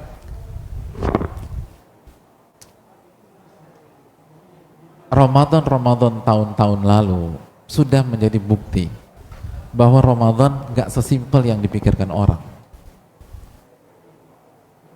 Memaksimalkan Ramadan gak semudah narasi yang disampaikan.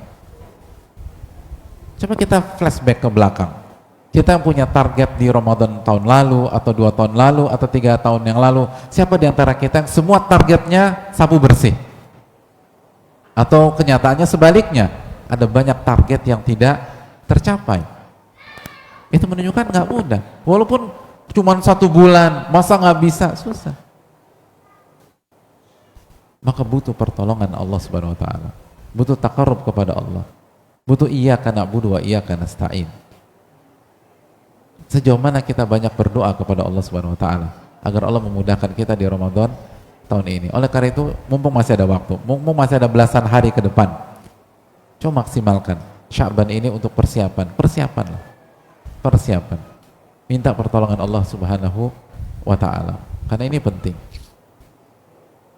Dan lalu prioritaskan Ramadan di bulan Ramadan nanti. Kalau saya nggak tahu di sini, tapi kalau di Jakarta saya tahu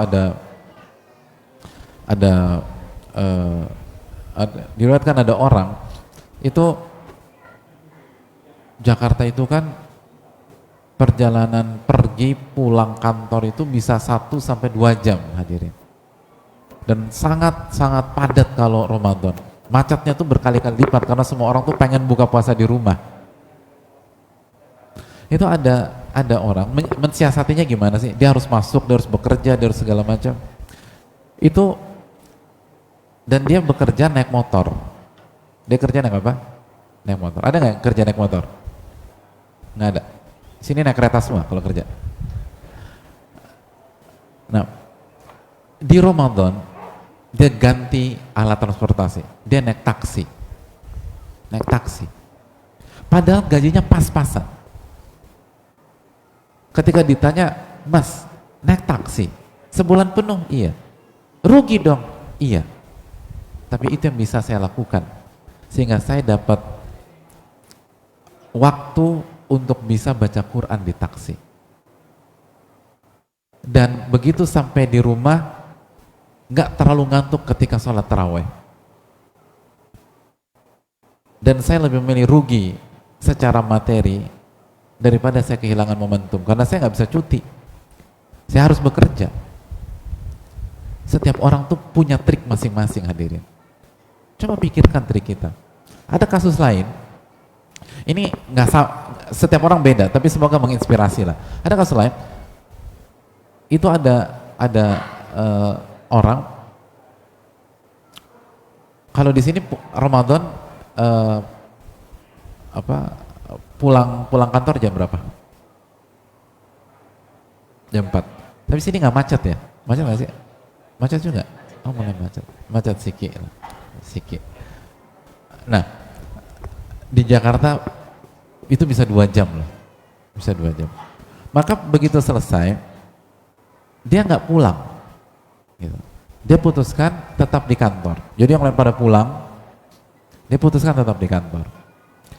Apa yang dia lakukan? Baca Quran sampai maghrib. Lalu maghrib buka puasa, sholat maghrib, lalu udah duduk manis. Jadi dia buka di masjid kantornya, di masjid kantor. Lalu habis buka puasa, sholat maghrib, makan, habis makan udah standby-nya di saf pertama baca Quran lagi sampai isya. Lalu isya, sholat isya, habis sholat isya sholat tarawih, habis sholat tarawih belum langsung pulang, karena kalau di banyak jalur di Jakarta, begitu selesai sholat tarawih padat lagi, karena orang bubaran tarawih dan seterusnya, orang cari makan. Jadi dia tunggu mungkin sampai di atas jam 9 atau jam 10 gitu loh. Jam 10. Mungkin baca Quran lagi sampai jam 10. Jam 10 pulang. Itu dia bisa mangkas waktu setengahnya. Kalau dia pulang jam 4, 2 jam jadi di jalan. Kalau dia pulang jam 10, mungkin setengah jam atau 42 menit. Itu yang pertama. Jadi dia menang 1 jam. Terus dia menang energi. Dia bisa fresh baca Quran, dia bisa fresh sholat taraweh. Adapun kalau dia paksakan pulang setelah babak belur 2 jam di jalan, oh itu taraweh berat sekali hadirin sekalian. Lalu begitu sampai rumah, dia masih bisa ketemu istri dan anak-anak, lalu tidur. Setiap orang beda. Kul kulun ya'malu ala syakilati. Setiap orang beramal dengan kondisinya masing-masing. Tapi kira-kira, coba pikirkanlah, prioritaskan Ramadan. Dan mudah kalau kita menganggap agama kita penting. Gitu. Ingat ucapan dari yang dibawakan Ibnu Rajab. Nggak ada yang jauh kalau kita menganggap agama kita penting. Nggak ada yang sulit kalau kita menganggap agama kita penting. Nggak ada yang ribet kalau kita menganggap mencari Lailatul Qadar itu penting buat masa depan kita. Nggak ada. Ini masalah bukan teknis. Ini masalah, kata Ibnu Qayyim, hati dan mental. Hati dan mental. Itu yang perlu kita Allah Ta'ala.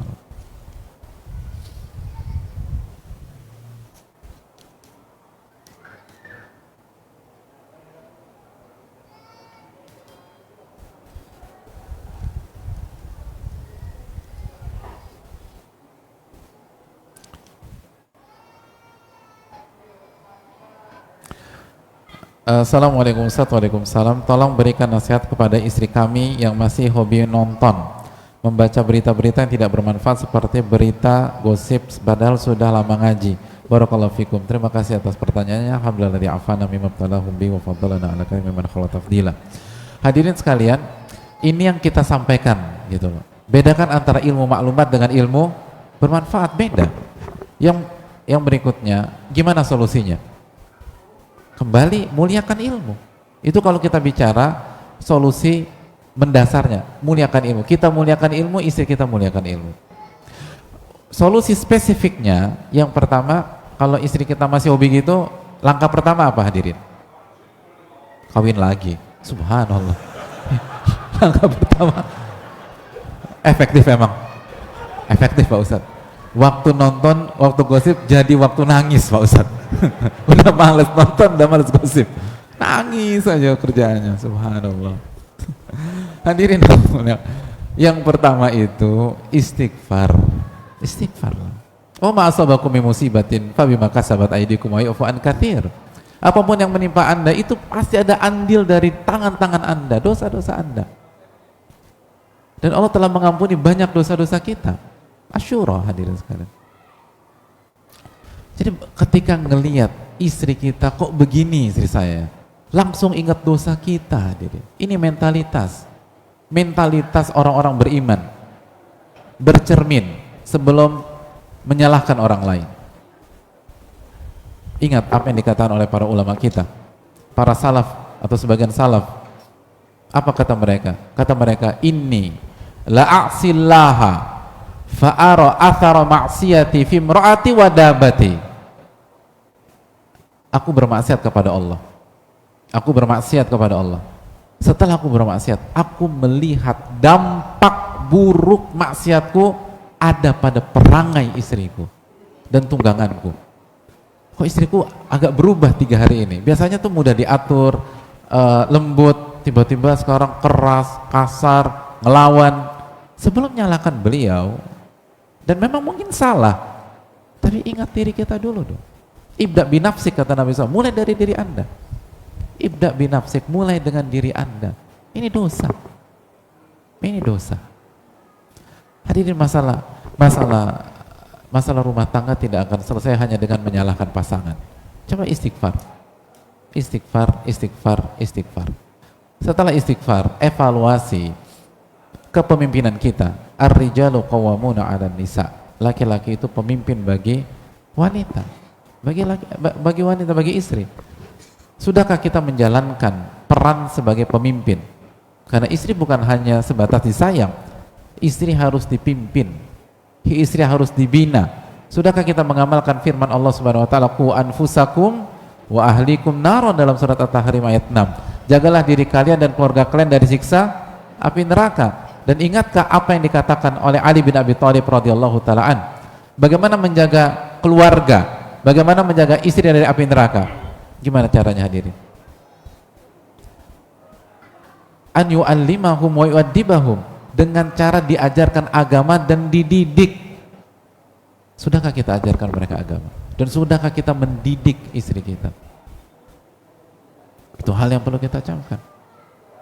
Seringkali kita lupa untuk mendidik dan mengajarkan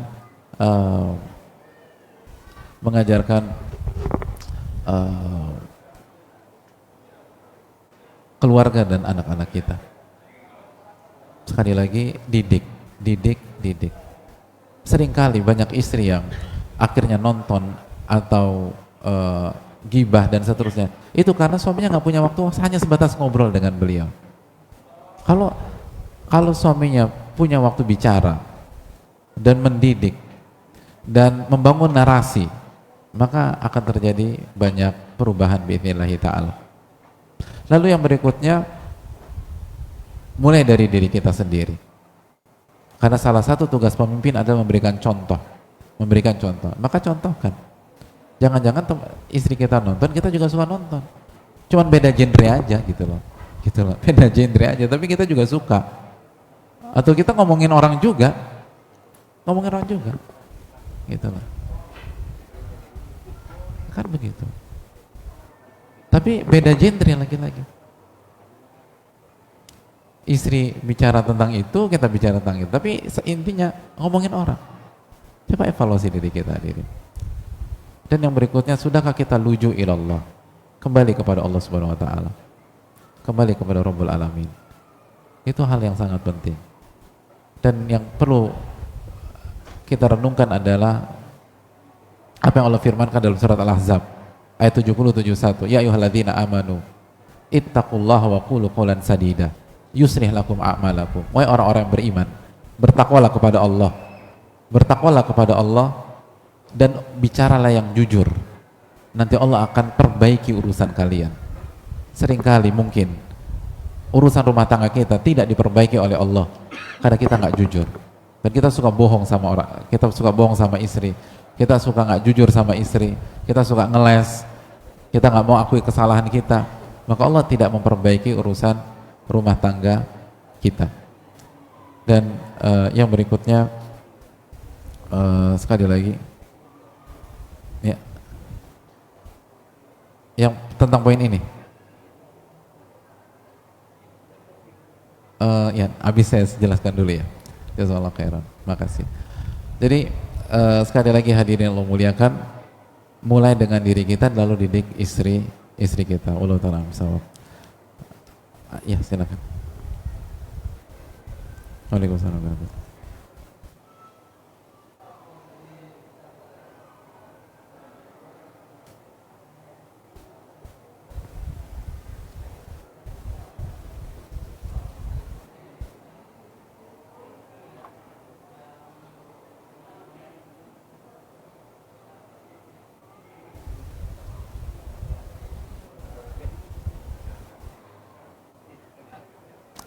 Taib, jazakallahu khairan.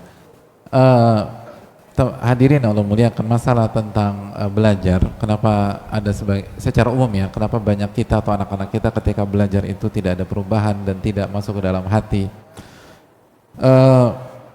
Sekali lagi, harus kembali kepada kaidah para ulama. Al-Imam Malik mengatakan lan tasluha hadhil umma illa bima saluha bihi awwaluha.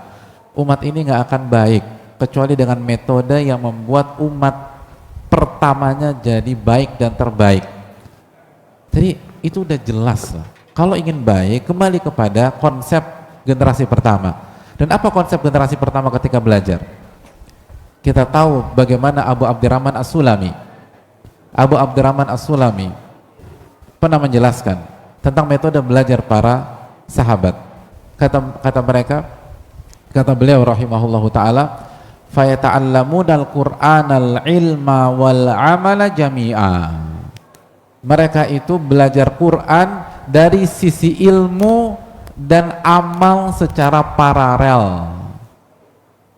Jadi para sahabat itu belajar ilmu dan beramal secara paralel. Kita nggak mungkin bisa menyayai mereka, tapi coba teladani metode mereka semampu kita. Apa yang dimaksud belajar ilmu dan beramal secara paralel? Ini dijelaskan oleh para ulama kita, diantaranya oleh Syekh Albani rahimahullahu ta'ala, pentingnya menggabungkan antara ilmu dan tarbiyah. Ilmu dan tarbiyah. Ilmu dan tarbiyah itu penting. Tarbiyah itu dididik gitu. Diatur, ditegaskan, itu penting. Jadi ilmu harus kuat, tarbiyah harus kuat. Baru kita akan mengalami perubahan. Kalau hanya sekedar ilmu, kata para ulama, di antaranya Syekh Albani rahimahullah, Syekh Albani udah bicara ini puluhan tahun yang lalu. Nggak efektif hadirin. Nggak efektif. Harus belajar lalu dididik. Ini yang seringkali kita lupakan. Kita berpikir hanya baca itu cukup. Kita berpikir hanya datang itu cukup. Enggak, kita harus belajar dan dididik. Apa kata Al-Imam Al-Ajuri rahimahullahu ta'ala? Kata Al-Imam Al-Ajuri, atau sebelum saya masuk ke dalam ucapan beliau, kita sepakat bahwa kita nggak akan baik sampai hati kita dan jiwa kita baik. Betul nggak hadirin? Betul. Dalilnya hadis Nabi kita SAW, idza saluhat saluhal jasadu kullu wa idza fasadat fasadal jasadu kullu ala wahiyal qalbu. Apabila hati baik, maka seluruh anggota badan akan baik. Mata akan baik, telinga akan baik, lisan akan baik, semua baik.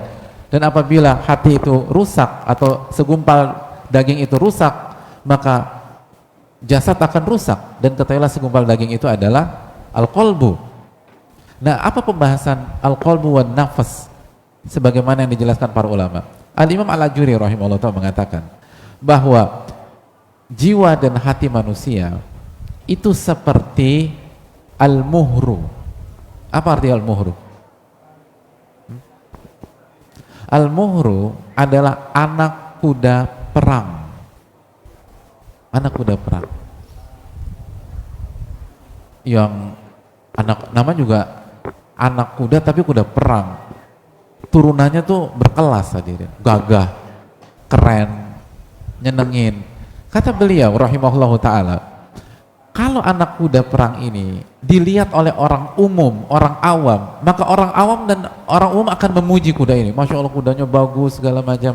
Namun kalau yang melihat adalah pakar kuda, maka pakar kuda akan mengatakan gak ada manfaatnya nih anak kuda kecuali jika dilatih dan dididik oleh pelatih kuda. Nah, itu. Begitu juga dengan jiwa dan hati. Kalau, nah, saya ingin tanya, siapa yang punya kuda di sini? Ini analogi para ulama, dan para ulama pakarnya jiwa hadirin sekalian. Gimana? Ngajarin kuda itu cukup dikasih selembar kertas nggak? Mas kuda, tolong baca sendiri. Ya, kuda nggak bisa baca. Oke, dijelasin deh, pakai bahasa isyarat. Jadi begini ya. Jadi saya akan buatin rintangan. Jadi kamu loncat ya, loncat. Nah gitu. Lalu nanti lari kenceng ya gitu loh. Oke, udah, silakan lanjutkan sendiri. Kira-kira bisa nggak? Nggak bisa. Itu harus dituntun. Dilatih suruh loncat, nggak mau. Suruh loncat lagi, nggak mau. Suruh lagi. Itu manusia tuh begitu hadirin. Kalau mau berhasil dengan benar dan maksimal, makanya Allah berfirman apa? Ketika berbicara tentang ilmu, walakin kunu rabbaniyin bima kuntum tu'allimunal kitaba wa bima kuntum tadrusun, dalam surat Ali Imran ayat 79. Maka jadilah orang-orang rabbani. Orang rabbani. Rabbani mentarbiyah. Karena kalian mengajarkan Al-Qur'an dan kalian mempelajari Al-Quranul Karim. Apa tafsir Rabbani? Di antara tafsir Rabbani dijelaskan Ibnu Abbas dan lain-lain, alladzi yurabbin nas bisigharil ilmi qabla kibari, yaitu orang yang mendidik umat mulai dari dasar pelan-pelan sampai besar. Itu yang namanya pendidikan yang real. Jadi kalau gimana sih? Lihat gimana kuda itu dilatih, kira-kira begitu kata Al-Imam Al-Ajuri rahimahullah. Jadi kalau lisan kita mau baik, gitu harusnya latihannya. Ibadah kita mau ini, kita begini. Lalu sekali lagi, hati anak dan hati jamaah harus disentuh hadirin. Hati itu penting. Intinya hati. Makanya kan pelatih kuda disayang kudanya, dielus-elus gitu, kayak gitu. Jadi bukan hanya keras aja, tegas ya, tapi semua disayang, ditunjukkan dan seterusnya. Itulah yang dijelaskan oleh para ulama. Oke, Assalamualaikum warahmatullahi wabarakatuh. Saya seorang pria yang pernah gagal dalam rumah tangga dikarenakan kurangnya ilmu dalam rumah tangga dan istri tidak taat. Izinkan saya bertanya bagaimana caranya agar saya bisa mendapatkan calon istri yang mau sama-sama belajar mencari ilmu, dan bagaimana saya tahu calon istri ini orangnya baik dan taat kepada Allah dengan cara saya ta'aruf. Ustaz, jazakallahu khairan Ustaz. Wa iyyakum, terima kasih atas pertanyaannya. Hadirin Allah muliakan, yang pertama, nggak ada yang lebih mengerti kecuali Rabbul Alamin gitu. Nggak ada yang lebih tahu dibanding Rabbul Alamin. Maka perbanyak taqarrub kepada Allah. Kita ini dididik dengan tauhid hadirin, dididik dengan akidah. Maka teknis itu penting, tapi bukan segalanya. Teknis itu penting, tapi bukan segalanya. Yang terpenting adalah bagaimana kejujuran dan keikhlasan kita kepada Rabbul Alamin. Nabi kita alaihi salatu wasallam bersabda, intas dukillah yasduka. Jika Anda jujur sama Allah, Allah akan wujudkan cita-cita Anda. Maka sebelum menikah, kalau konteksnya menikah ya, jujurkah kita sama Allah? Apa yang kita cari? Banyak orang tuh nggak jujur gitu. Bahkan untuk bicara fisik aja nggak jujur. Akhi, antum nyari yang cantik nggak? Kalau bagi anak cantik tuh nggak penting lah. Cantik tuh urusan nomor urut ke-8. Tapi 1 sampai 7 kosong. Ya sama aja gitu loh. Bagi anak urusan ke-8. Tapi 1 sampai 7 kosong. Itu urusan pertama. Bayangkan hal sederhana aja kita nggak jujur. Gimana mau Allah ridhoi? Gimana mau Allah mudahkan kita? Kita harus jujur, dan kejujuran itu penting. Lalu yang berikutnya, hadirin Allah muliakan, kita harus tahu kembali ke dasar pernikahan. Ulama fikih, hadirin sekalian, ketika berbicara tentang pernikahan, itu berbicara tentang kebutuhan. Nikah itu tentang kebutuhan, bukan sebatas keinginan, tapi kebutuhan. Ibnu Ruslan dalam Az-Zubat mengatakan, sunnah li muhtajin mutikin lil uhab. Nikah itu disunahkan bagi orang yang butuh dan mampu. Butuh, dan setiap orang beda-beda. Dalilnya apa? Hadis Jabir ketika beliau menikah dengan janda. Lalu Nabi SAW bertanya, fahalan bikron tulaibu hawa tulaibuk. Kenapa nggak nikah sama gadis aja Jabir? Kan lebih bisa bermain dan seterusnya. Jabir bilang apa? Ya Rasulullah, ayah saya wafat, lalu meninggalkan anak-anak yang masih kecil-kecil. Kalau saya nikah sama gadis, nanti mereka main bareng, nggak bisa dididik gitu loh. Saya butuh sosok yang bisa megang adik-adik perempuan saya, bisa ngedidik dan bisa mengontrol. Lalu Nabi SAW mendoakan keberkahan buat mereka. Lihat bagaimana banyak poin besar dalam pernikahan yang seringkali kita lupakan, kebutuhan. Kadang-kadang kita nggak memikirkan hal tersebut, hanya opportunity, kesempatan dan lain sebagainya. Makanya Allah nggak berkahi. Kebutuhan itu penting. Coba kita butuh apa? Lalu terakhir hadirin sekarang Allah muliakan, dijelaskan oleh Syekh Shalih Al-Utsaimin hafizahullah ta'ala bahwa pada dasarnya hubungan yang paling indah adalah hubungan yang dibangun di atas asas apa? Asas perjuangan, iltimasul fadilah, bukan atas cinta. Bukan sebatas suka, tapi perjuangan.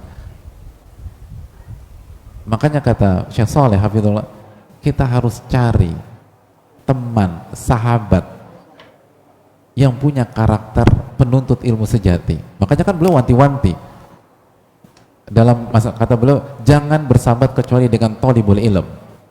Jangan bersahabat kecuali dengan penuntut ilmu. Apa yang dimaksud penuntut ilmu? Apakah orang umum nggak punya harapan? Bukan. Maksudnya nggak harus santri, tapi orang yang punya karakter penuntut ilmu, pembelajar sejati, bahasa kita gitu loh, pembelajar sejati, yang hidupnya itu belajar, berusaha ngamalin, belajar, berusaha ngamalin, berusaha memperbaiki diri. DNA pembelajar itu ada. Nah, pernikahan itu yang paling ideal demikian. Jadi kita berjuang untuk beribadah dan bertakwa kepada Allah Subhanahu wa Ta'ala. Jadi cari yang sosok yang seperti itu, yang bisa berjuang bersama, yang bisa diajak bertakarub bersama. Dan di antara cara yang paling nyaman dan yang paling mudah kalau kita melihat praktek Nabi kita alaihi salatu wassalam, itu dahulukan yang satu circle, satu lingkungan, karena kita butuh track record hadirin gitu. Kita apalagi hari ini tuh orang tuh punya trauma masa kecil tuh banyak banget, dan biasanya ada banyak kasus tuh baru kelihatan itu setelah nikah. Dan kita kenapa? Karena kita nggak pernah tahu apa yang terjadi pada saat mereka kecil. Jadi pentingnya memprioritaskan lingkungan terdekat melalui pihak-pihak yang halal dan rekomendasi itu penting. Bisa dipahami enggak? Simpel aja, simpel. Laqad kana lakum fi Rasulillah uswatun hasanah. Lihat aja bagaimana Nabi SAW menikah secara umum. Lihat bagaimana istri-istri Rasulullah SAW. Belum menikah dengan Khadijah. Khadijah itu bukan nama asing dengan Nabi SAW. Rumah Nabi dengan Khadijah itu dekat. Kalau bahasa kita mungkin satu RT. Rumahnya Khadijah sekarang, rumahnya Khadijah di mana? Di dekat Marwah, dekat sama Nabi SAW. Nah, Nabi tahu beliau tahu Nabi SAW. Lalu punya hubungan bisnis yang aman tentu saja. Jadi kebaca, track record itu ada gitu loh. Bukan muncul dari negeri entah berantah. Lalu siapa ini orang ya gitu loh. Lalu Nabi SAW menikah dengan Sauda. Sauda jelas track record. Ini pengikut setianya Rasulullah SAW, berhijrah, lalu suaminya wafat dan seterusnya. Jelas, rekor jelas. Bukan orang yang kenal 1-2 hari yang lalu. Lalu siapa? Aisyah radhiyallahu anha. Siapa Aisyah? Anak dari sahabat terdekat beliau sallallahu alaihi wasallam, Abu Bakar As-Siddiq.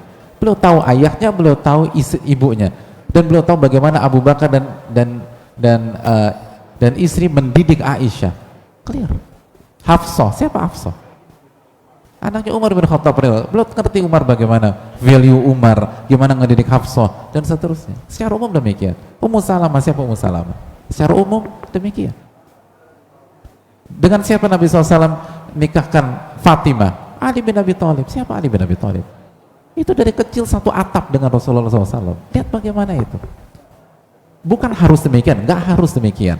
Oh, kalau aku tuh lebih suka dengan yang perantauan, silahkan. Al-aslu fil asya ibahah dalam ilmu fikih. Namun pernikahan itu nggak mudah. Maka kita perlu meminimalisir peluang konflik dan peluang one prestasi gitu loh. Dan itu kita perlu tahu track record. Siapa ya? Ini anak siapa? Oh, dari kecil udah terjaga bla bla bla bla bla bla bla. Itu yang paling penting. Jadi hadirin Allah muliakan, itu yang dilakukan atau secara umum dilakukan oleh Nabi kita alaihi salatu wassalam. Semoga bermanfaat dan semoga Allah memberikan taufik kepada kita, sebuah kebahagiaan bisa belajar bersama antum semua, dan semoga kita diberikan ilmu nafi dan dijauhkan dari ilmu yang tidak bermanfaat. Allahumma inna nas'aluka ilman nafi'an wa na'udzubika min ilmin la yanfa'. Rabbana taqabbal minna, ya Allah terimalah amal ibadah kami, dan semoga Allah memberikan pahala besar bagi seluruh pihak yang berada di balik acara ini dan juga bagi jamaah sekalian, dan semoga kita bisa mengamalkan ilmu kita dan Allah jaga keikhlasan kita. Subhanakallahumma wa bihamdika asyhadu an la ilaha illa anta astaghfiruka wa atubu ilaik. Assalamualaikum warahmatullahi wabarakatuh. Syukran.